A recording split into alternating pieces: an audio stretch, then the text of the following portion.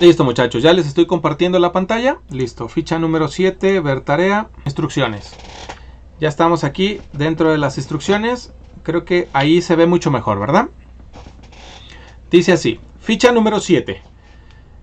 ¿Qué aprendizaje esperado? Vamos a poder describir la presión y la diferencia de la fuerza, así como su relación con el principio de Pascal. Eso es lo que tenemos que aprender y que para poder iniciar con esto, se hacen dos preguntas pues de antecedentes, como que ¿qué es lo que ustedes saben sobre este tema?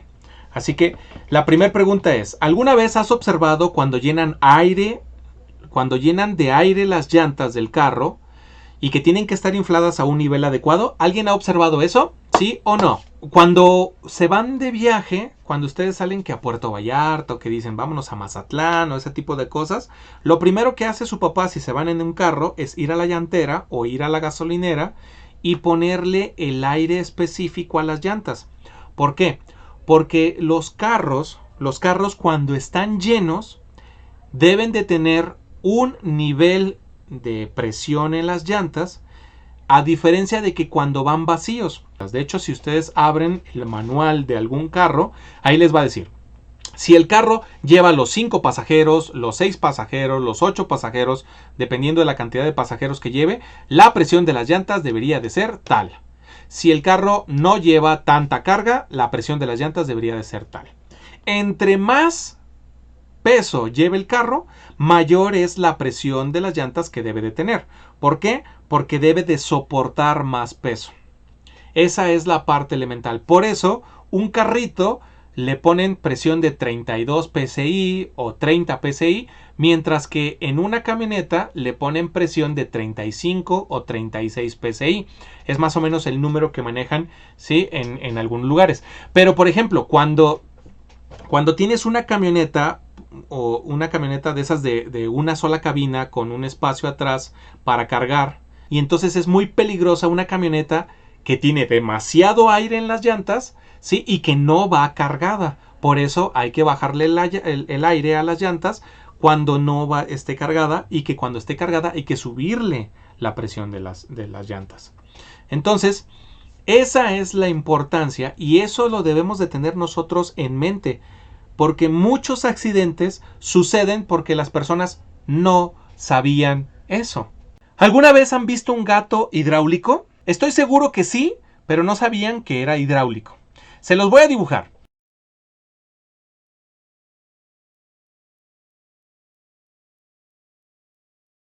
¿Los han visto, estos gatos hidráulicos?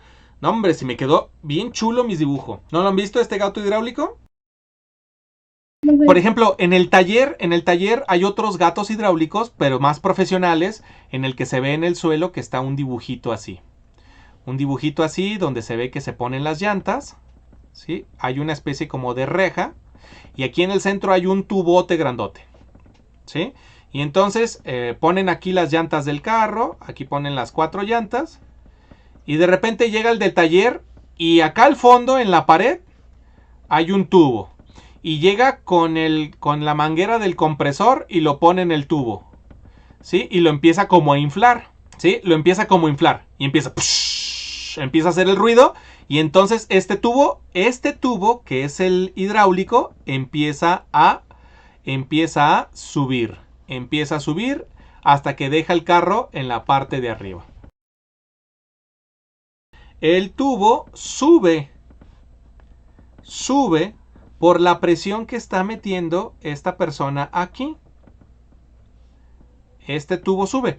¿Cómo lo hace para bajarlo? Igualito, tiene otra palanca que también hace pss. ¿Y qué hace con eso? Al quitar la presión, entonces este gato hidráulico también empieza a bajar. No, hombre, con todo y las onomatopeyas, ¿verdad? Seguimos con lo que estamos aquí. Esto de aquí nada más es como conocimientos previos, ¿dónde se utilizan estas cuestiones de la presión? Vamos ahora a nuestro trabajo. Y dice así, trabajo 1. Hay que escribir las preguntas de color negro o azul o las respuestas de color rojo o azul. Por favor, hagan uso de sus colores para poder identificar las respuestas y que cuando yo los esté revisando sea más fluido, porque a veces no sé dónde están las respuestas o no sé dónde están las cosas y tengo que estarles adivinando. ¿Sí? Bien, observen que aquí en este lugar les digo lo siguiente. Para minimizar las posibilidades de accidente en carretera, es importante revisar las llantas de los vehículos. Por un lado, la superficie, tanto aquella que está en contacto con el pavimento, como la de los lados, debe de estar en buen estado y con un dibujo que favorezca la fricción en el piso. Esa es la parte más importante, que favorezcan la fricción con el piso. Si nosotros las inflamos demasiado, las vamos a poner bombas y entonces al poner las bombas la fricción no va a ser la adecuada y no nos va a ayudar en nuestro manejar y podemos tener accidentes. Las llantas no deben de estar ni demasiado infladas ni muy bajas, deben de estar a una presión adecuada, ¿sí? En el mismo manual se hacen recomendaciones acerca del nivel adecuado en el que deben de estar. Actividad 1. Realiza en tu cuaderno el dibujo del aparato que se usa para determinar ese nivel. Debes de poner la magnitud que mide y cómo se llama el aparato. ¿Alguien lo conoce? ¿Nadie? Bien, se los voy a presentar. Posiblemente lo conozcan, posiblemente no, posiblemente lo hayan visto, posiblemente no, pero aquí está. ¿Sí? Ahí está, ¿ya lo vieron? Papayón. Se los voy a poner aquí en el centro. Está bien bonito. ¿Qué parece? Una especie como de pluma, ¿no? De hecho, si tienen bicicleta y han ido a echarle aire en una gasolinera, se parece al receptáculo con el que ustedes le depositan aire en su llanta. El nombre de esta cosa es gauge. Y así se escribe, gauge. Pero esta parte, ¿ya vieron cuál? Esta parte es la que se conecta a la válvula de la llanta. Ahí está como una especie como de puntito que toca el otro puntito que se encuentra en la válvula de la llanta. Y al momento de que lo toca, la presión pasa a través de este objeto y observen esta parte de abajo. ¿Ya la vieron allá abajo? Que tiene como una especie como de reglita chiquita. Bien, esa cosa sale disparado y nos marca, si observan, ahí marca 12 o puede marcar 15. Tiene otras, parece como un termómetro, 35, 40, hasta ahí llega, hasta 45 llega. Y tiene marquitas como si fuera de un termómetro. Ah, pues depende de lo que salga. Si salió hasta aquí, ¿qué marcó? Marcó 20 de presión PSI. Si salió hasta aquí, ¿qué marcó? 30. Si salió hasta acá, marcó 40. Depende de dónde salga, es lo que marca de presión la llanta. ¿Cómo se ve? ¿Cómo se ve el aparato? Se ve como el que estoy presentándoles ahí en pantalla. ¿Cómo se llama? Se llama gauge. ¿Y cuál es la medida? ¿Sí? PSI. ¿Y qué es lo que mide el PSI? Es la presión. ¿Cuántas presiones atmosféricas son las que tiene en ese lugar? Ahí hicimos la actividad 1, ¿no? No se les olvide que hay que colorearlo color plata. Fíjense que es plata. Y si alguna vez necesitan saber la presión de su carro, le dicen, el profe de física me dijo que se llamaba gauge. Entonces, vamos a la segunda pregunta. Dice, actividad. Contesta la siguiente pregunta en tu cuaderno. ¿Por qué cuando las llantas de un automóvil están demasiado infladas, se le saca algo de aire? Algo del aire que contienen. ¿Por qué? Preguntas y ustedes contesten. Yo ya les dije por qué, pero ahora contéstenme ustedes. ¿Por qué? Para que no trenen con lo caliente de la llana. Rebotaba mucho. Imagínense una camioneta que está rebotando. ¿Qué estabilidad vas a tener? Ninguna, ¿no? Para la fricción. Recuerden que cuando tenemos las llantas demasiado infladas, si queremos detenernos, nuestras llantas van a derrapar muy fácil. ¿Por qué? Porque no van a tener fricción, porque la cara o los dibujos de la llanta no van a estar tocando adecuadamente el suelo. ¿Por qué se revienta un globo? Cuando ustedes inflan un globo, ¿por qué se revienta? Porque se infla mucho. Porque lo inflan mucho y entonces al inflarlo demasiado la presión es muy alta y el globo no la soporta. Correspondiente al globo cuando se infla. El globo cuando ¿se infla igual en todas direcciones o se empieza a inflar de un lado y luego del otro no? Igual en todas las direcciones. Excelente. Fíjense que cuando están inflando un globo no se va inflando. Ay, primero se infló de abajo o primero se infló de arriba o primero... No. Empieza a crecerse, se empieza a deformar todo el globo. Se empieza a deformar todo el globo y hay que pensarlo que cuando nosotros estamos poniendo, voy a dibujar aquí, esta es la boquilla del globo. Y aquí están los labios de alguien tratando de inflar el globo. Mete presión. ¿Observaron la flecha que dibujé? Aquí está metiendo presión esta persona. ¿Sí? Entonces, el globo, cuando esta persona mete presión, no mete presión hacia el fondo nada más. Y esta es la parte tan maravillosa que nosotros vivimos con ella, pero posiblemente no nos hemos percatado de que existe. Porque el globo, eso es normal para nosotros. Cuando nosotros lo inflamos, es normal que el globo se infle todo parejo. Pero no entendemos que nosotros estamos metiendo presión hacia un solo lugar. Y no se infla primero de abajo o hacia la presión donde da, sino el globo, a pesar de que solamente estamos metiendo presión por un solo lugar, el globo se infla en todas direcciones como el dibujo que estoy haciendo. ¿Lo observan ahí el dibujo? Necesitamos representar todas las fuerzas y esas fuerzas las estoy representando con una flecha. Y el globo empieza a estirarse en todas direcciones. ¿Se habían puesto a pensar en eso? De que ustedes nada más están aplicando una sola fuerza, pero en el globo se aplican todas las fuerzas a todos los lados. Y por eso se infla parejo por todos lados. Una característica de los fluidos, que es que cuando tú metes presión en un solo lugar, se meten presión a todos los lados. Y ahorita vamos a conocer cómo se llama, cuál es la característica de un cuchillo sin filo y de un cuchillo con filo. Voy a dibujar el cuchillo. Ahí está, mi cuchillo. ¿Sí? Este cuchillo tiene filo. Y aquí voy a dibujar otro cuchillo muy parecido, pero este cuchillo no tiene filo. Mi cuchillo con filo y con no filo. Los ven de lado y pueden decir, pues no sé cuál tiene filo y cuál no. Solamente hasta que los agarran y los ponen a cortar y dicen, uy, este no corta y este sí corta. El que corta tiene filo y el que no corta no tiene filo. Cuando nosotros vemos, voy a tomar una fotografía aquí cercana. Fíjense que estoy haciendo una especie de close-up y voy a ponerlo de la parte de abajo. ¿Sí? Voy a poner de abajo. Hagan de cuenta que estos son sus ojos. Aquí están sus pestañas, aquí está su ojito y están viendo al cuchillo de la parte del filo. ¿Ok? Si comprendemos eso, estamos viendo el cuchillo de la parte del filo y entonces al ver el cuchillo de la parte del filo, el que tiene filo se ve así. ¿Se fijan que no me salen las líneas rectas? Por más que lo intento, no. Y el que no tiene filo, la parte de abajo se ve así. ¿Cuál es la diferencia entre el que tiene filo y el que no tiene filo? Que uno está delgado y el otro grueso. Que uno está delgado, el otro está grueso. Pero si se fijan, el que está delgado, que tiene filo, el área es muy pequeña. El área es muy pequeña donde aplica la fuerza. Por lo tanto, al ser muy pequeña, la presión es mayor que la que tiene mayor área. ¿Y esto de qué me sirve? Bueno, pues que la presión es una cuestión deformadora. ¿Y de qué manera va a deformar? Cortando al objeto.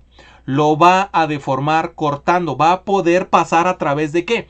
Bueno, pues este que está así grandote y chatote, cuando trate de pasar a través de las moléculas, pues le va a costar trabajo atravesarlas. Se fijan que ya lo vimos en la anterior, ¿no? Cuando los sólidos que tienen las moléculas, le va a costar atravesarla. ¿Por qué? Porque no va a poder meterse entre ellas. Y pues no va a poder cortarlos porque va a estar como golpeando todo esto.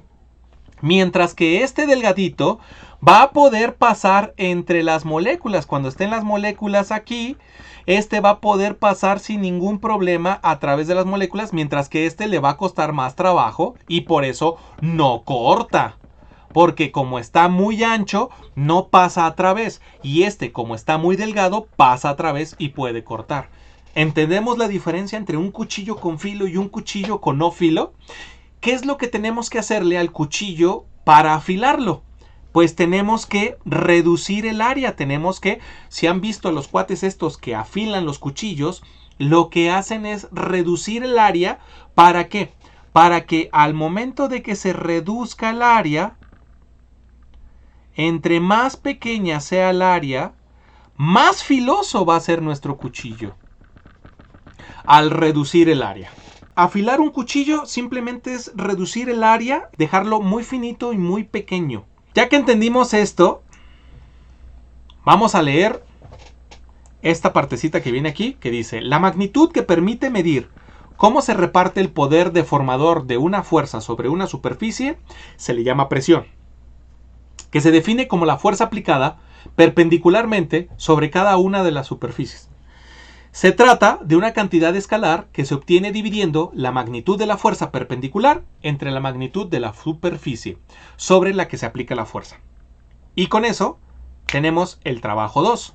Dibujar, como lo hicimos la vez pasada, ¿sí?, las fórmulas. ¿Cuántas fórmulas tenemos ahora? Tenemos 2. Tenemos la de la presión y la presión hidrostática. Aquí arriba les dije la de la presión. Y acá abajo les pongo la de la presión hidrostática. Ah, no, un poco más abajo. Aquí está. Se las pongo con palabras, pero ahorita las vamos a escribir para que nos quede bien claro. Voy a hacer la de la presión. Vamos a hacer el dibujo de la fórmula de la presión. Dice que la presión es igual, y aquí lo pone en este lugar, la presión es igual a la fuerza perpendicular entre la magnitud de la superficie. Y si no entienden qué es superficie, superficie es área. El área que está trabajando. No utilizo la A. Para este de aquí no voy a poner la A. Porque si yo pongo presión es igual a F sobre A, nos va a pasar como la del volumen y la velocidad. Vamos a confundir A con aceleración y ya valió. Así que no utilizo la A para la fórmula. Utilizo superficie. Y más porque cuando se desarrolla esta fórmula, me queda la fuerza es masa por aceleración sobre superficie. Y si pongo A, me va a quedar algo muy complicado porque voy a tener 2 veces la letra A y no significan lo mismo. Uno es aceleración y el otro es área, que es totalmente diferente. Por eso no utilizo la letra A para superficie. Y por eso utilizo la palabra superficie. Así que esta es la fórmula y la vamos a hacer, ya saben cómo, en letras con área. Y no se les olvide que hay que colorear. ¿Qué me falta? Ahora me falta hacer la segunda fórmula, la fórmula de la presión hidrostática. Esta es de la presión y ahora me falta la de la presión hidrostática.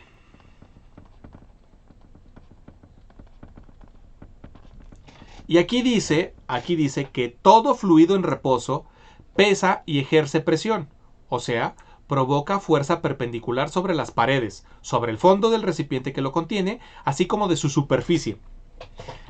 Vamos a ver esto de aquí. Este objeto, esta definición me dice que todo líquido ejerce presión ¿hacia dónde? Hacia las paredes, hacia el fondo y hacia la superficie. ¿Y recuerdan en dónde dibujé esto? En el globo. Exacto. Porque en el globo, cuando nosotros pasamos el aire, ¿sí?, nosotros estamos pasando un fluido. Y ese fluido ejerce presión, como dice ahí. Como dice ahí. Ejerce presión hacia las paredes, hacia abajo y hacia la superficie. De hecho, ejerce presión hacia ustedes mismos que ustedes están soplando. Entre más aire estén depositando en el globo, más difícil será meter más aire a ese mismo globo. Los fluidos es aire y agua.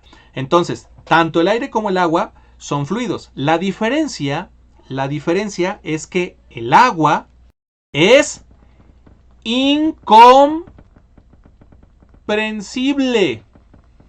¿Qué significa eso? Que no se puede comprimir. tiene un volumen definido. Mientras que el aire sí es comprensible. ¿Qué significa eso? Que nosotros podemos meter mucho aire, ¿sí?, en un espacio. Y ese espacio se puede llenar con poco aire, con mediano aire, con mucho aire. Y entre más nosotros le metamos, ¿sí?, nosotros podemos comprimir. Pero si nosotros tenemos un líquido y lo llenamos de ese líquido, no le podemos meter más líquido. ¿Por qué? Porque no se puede comprimir, no se puede hacer más pequeño. El líquido tiene un tamaño y a fuerzas va a tener ese tamaño. No se puede meter más del que quepa en el volumen. Entre la cuestión de que es incomprensible y la cuestión que es comprensible. Por eso, si observan, utilizamos el agua para las situaciones hidráulicas y no el aire. Porque el aire tiene, al poderse comprimir, pues entonces deja mucho margen de error. Mientras que el agua, al no comprimirse, no deja margen de error. Y eso lo vamos a ver en el experimento de la próxima semana que vamos a hacer, ¿sí?, de trabajo. Entonces, hasta aquí, ¿vamos bien? ¿Alguna pregunta? ¿Alguna inquietud? La fórmula de la presión hidrostática, P, es directamente proporcional a la densidad del fluido por la profundidad que se encuentra. Bien, esta se escribe, si ustedes observan, aparece PdH. Pero como hay una cuestión importante en esta fórmula, la fórmula es la presión es igual a D, directamente proporcional, significa que se va a multiplicar. Y como habla de presión, tenemos que meter la gravedad, ¿sí? Entonces, a la densidad del fluido, a la profundidad del fluido, por eso ponemos altura, y tenemos que poner la gravedad porque es la fuerza con la que se trae, esa fuerza es la que trae. Entre más líquido haya, mayor es la presión. Entre menos líquido haya, menor es la presión. Pero ¿por qué es mayor la presión entre más líquido haya? Pues porque jala más. Muchachos, aquí está la fórmula de la presión hidrostática. Aquí está la fórmula de la presión normal. Esta no me la van a entregar así. ¿Cómo me la tienen que entregar? Así, ¿cierto? Vamos a la siguiente parte. Dice, trabajo 3. Dibuja en media cuartilla el principio de Pascal. El principio de Pascal dice así. La presión aplicada en un punto de un fluido estático e incomprensible, encerrado en un recipiente, se transmite íntegramente a todos los puntos del fluido. Platíquenme cómo lo van a dibujar. Ya lo pueden dibujar si entendieron todo lo que trabajé. Como el cuadrito de las flechitas. Ahí está la respuesta. Excelente. Muy bien. Como el cuadrito de las flechitas o como lo del globo. Eso es el principio de Pascal. Específicamente el principio de Pascal dice que si yo impulso a un líquido, ese líquido va a tratar de irse en todas direcciones. Va a dar fuerza hacia todos lados. Imaginemos que tenemos aquí un tubo delgado que se va para acá y llega a esto que está más grueso. Bien, aquí hay imagínense una jeringota, como el de la jeringa, ese que presionan, el que presionan en la jeringa, no el que tiene la punta, sino el que presionan. Y acá que tapa exactamente todo esto que está aquí.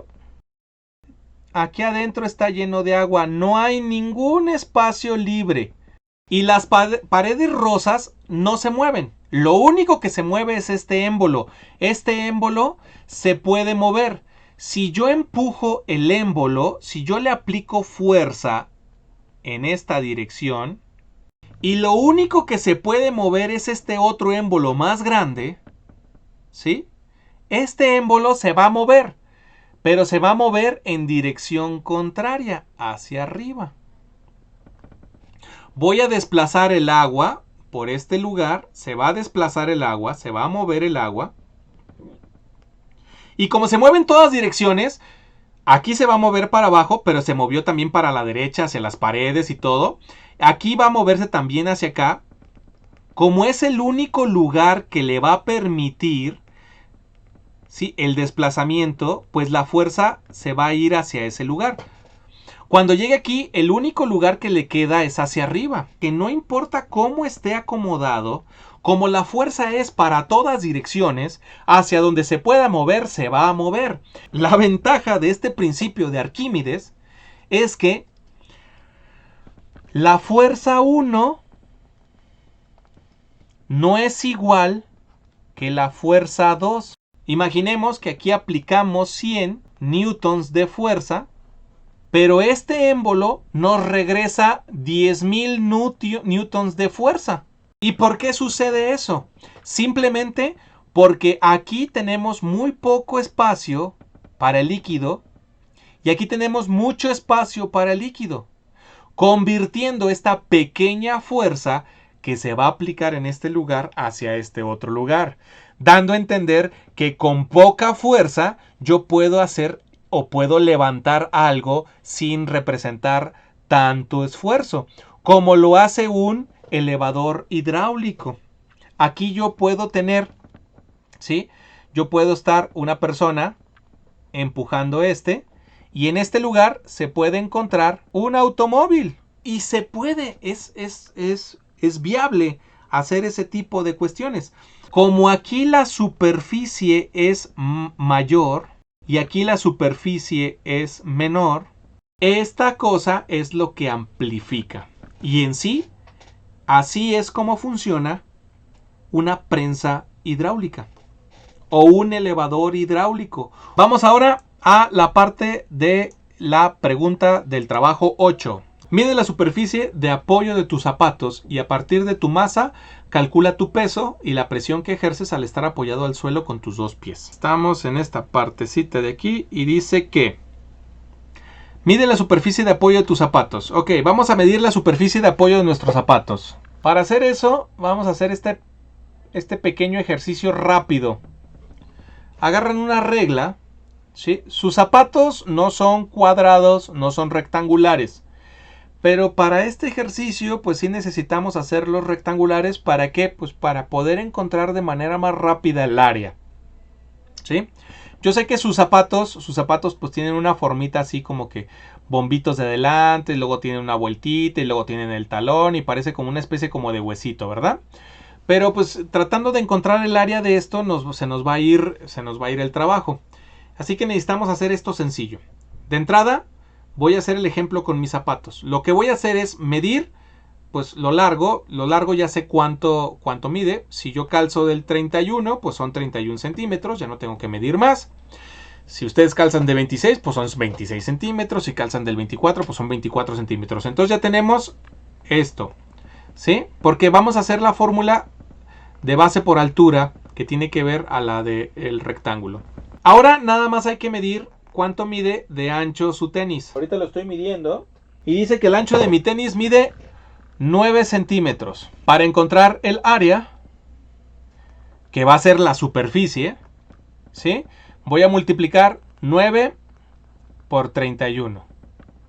Lo que me da como resultado 9 por 30, 270, más 9 por 1, 9, 279 centímetros cuadrados. Ahí está el área.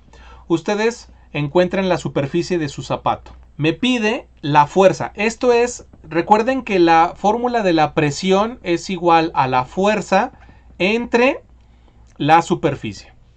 Ya encontré la superficie. Que es 279. Ahora tengo que ver cuál es la fuerza. La fuerza es masa por aceleración. Yo estoy aplicando una fuerza hacia abajo. ¿A qué aceleración estoy yo? Y ustedes, ¿cuál es la aceleración que todos tenemos en este mundo que nos jala hacia abajo? Gravedad. Exacto, muy bien. Entonces, para encontrar la fuerza, yo tengo que multiplicar mi masa. Si yo peso 100 kilos, pues va a ser 100. Cada uno de ustedes va a tener una cantidad de masa diferente, ¿verdad? Entonces, eso lo voy a multiplicar por la aceleración, que es la gravedad, que es 9.8, que es la gravedad, ¿sí? Y con eso encuentro mi fuerza que yo ejerzo hacia abajo verticalmente. Así que mi fuerza es de 980 newtons. ¡Uy, papayón! Ahí está mi fuerza. Si ustedes pesan 50 kilos, hacen la mitad de fuerza. Pero dependiendo también de la superficie, ¿sí? Es la presión que van a hacer. Por ejemplo, aun cuando yo estoy muy pesado, mis zapatos miden mucho, ¿sí? En cuestión de área. Así que posiblemente haga una menor presión que ustedes. Pero lo vamos a ver después. Aquí lo único que me queda, ya tengo entonces la fuerza. Vuelvo a poner, presión va a ser igual. La fuerza es de 980 entre 279. Sacamos calculadora, sacamos la calculation y ponemos 980 entre 279. Quedando 3.512. Mi presión es de 3.51. Esa es la fuerza de presión que yo aplicaría con mi pie si piso a alguien. ¿Cuál es la fuerza de presión que ustedes tienen en su pie? Analicemos. Si yo utilizara un tacón y te piso específicamente con el tacón, ¿sí queda claro? Yo no voy a tener esta área, ¿verdad que no? Porque el área del tacón, pues es un taconcito, es una cosita así que mide más o menos, es una circunferencia que mide de radio unos 2 centímetros. Si encontramos el área, yo nada más estoy haciendo el tacón por diversión, para que vean esto de la presión, ¿sí? El área de una circunferencia es pi por radio al cuadrado. Entonces, tenemos que pi por 2 al cuadrado, lo que me va a dar como resultado 4 veces pi. Ese va a ser el área. No me gusta resolver pi porque me complican las cosas, pero ahorita lo vamos a resolver al final. Nos lo vamos a llevar la operación para el final. Con mi peso, imagínense que yo los pisara con tacones, tacones. Ahí están, con tacones. El área es de 4 veces pi. Con una misma fuerza, pues entonces voy a poner 980 entre 4 veces pi. ¿Sí? En pocas palabras, voy a dividir 980 entre 4 y luego multiplicarlo por pi. Así que saco mi calculadora y le pongo aquí 980 entre 4 y después lo multiplico por 3.14. Así que nada más observen. Si yo los piso con mis tenis, mi presión es de 3.51. Pero si tuviera tacones que no existen para hombres, imagínense un tacón de talla 31, yo les aplicaría una presión con el puro tacón de 769.3. De hecho, es más la presión que pone una mujer en su tacón que la presión que te pone un elefante con su pata. ¿Cómo la ven? Y la cuestión es nada más por el área. El área en donde se aplica la presión. ¿Se fijan lo que vimos con la parte del cuchillo? Se fijaron que la parte de la presión, entre menos sea el área, mayor es su fuerza de deformación. Entonces, al ser más chico, podíamos cortarlo, y al ser más grande, pues no podíamos cortarlo. Ahí entra, ¿sí?, la fuerza de deformación que tiene la presión. ¿Comprendimos cómo hacer lo del punto número 8? Excelente, porque ya vamos al 9 y vamos al 10 y ya se acabó. Dice, consigue una botella de plástico vacía de refresco de 1,5 litros. Este es un pequeño experimento que van a hacer ustedes y que van a tratar de contestar. Y hazle un agujero lateral. Con mucho cuidado, haz un agujero en la tapa con la punta calentada al fuego. Desenrosca la tapa, cubre el agujero lateral con el dedo y luego, sin destapar el agujero lateral, llena la botella de agua, enrosca la tapa perforada. ¿Qué pasa si descubres el agujero lateral mientras mantienes cubierto totalmente el dedo del agujero de la tapa? Voy a dibujar esto que les estoy diciendo, lo voy a dibujar. A esta botella le vamos a hacer un agujero, ¿dónde? A un lado, ¿verdad? A un costado. Y también le vamos a hacer un agujero, ¿dónde? Ah, bueno, en la tapa, pues vamos a llenar esto de agua. Nuestro dedo va a estar tapando este hoyo, ¿sí? Aquí tapando este hoyo. Vamos a ponerle la tapadera que tiene el agujero y vamos a poner otro dedo en la parte de arriba. Una vez que tengamos esto, vamos a quitar este dedo. Y la pregunta es, ¿qué pasa con el agua? ¿Entendemos el pequeño experimento? Después, lo que van a hacer es quitar, poner, quitar, poner. ¿Qué pasó? Hacerle el agujero, taparlo, llenarlo con agua, hacerle el agujero, taparlo, ahí está tapado y después quitamos el dedo. ¿Qué pasa con este agujero cuando está lleno de agua? Después quitamos el dedo de arriba y luego lo volvemos a poner, lo volvemos a quitar, lo volvemos a poner. ¿Qué pasó? Ese pequeño experimento y van a tratar de explicar lo que pasa. Van a explicar por qué pasó lo que pasó. ¿Con ayuda de qué? Pues con lo que ya trabajamos. Ese pequeño experimento lo pueden dibujar, lo pueden explicar lo que pasa. Ya nos vamos por el último trabajo. Dice, trabajo 5, haz una explicación de media cuartilla y realiza un dibujo de cómo funciona una prensa hidráulica. Ya se los expliqué, ¿no? Cómo funciona una prensa hidráulica. Pueden hacer el de la prensa hidráulica o pueden hacer el de los frenos hidráulicos y ahorita les voy a explicar cómo funcionan los frenos hidráulicos. Por ejemplo, el freno de una bicicleta. El freno de una bicicleta tiene, aquí está el manubrio. Y hay muchos frenos de bicicleta que son hidráulicos. Por ejemplo, hay algunos que utilizan aceite mineral, otro tipo de aceite, etc. Este es el manubrio de su bicicleta. Y aquí en el manubrio se encuentra el freno. Es una palanquita así. Y aquí está una especie como de cajita. Y aquí está la palanca. Y ustedes, cada vez que lo jalan hacia adentro, frena. Y cuando ustedes dejan, aquí ustedes aplicaron una fuerza. Pero cuando ustedes dejan de aplicar esa fuerza, se regresa solito el freno, ¿cierto? ¿Sí lo han sentido así en una bicicleta? Sí, profe. Y hay algunos que Sí, tienen, profe. unos cangrejitos. Hay algunos que tienen unos cangrejitos. Entonces cuando ustedes frenan, jalan el cable, se cierran los cangrejitos.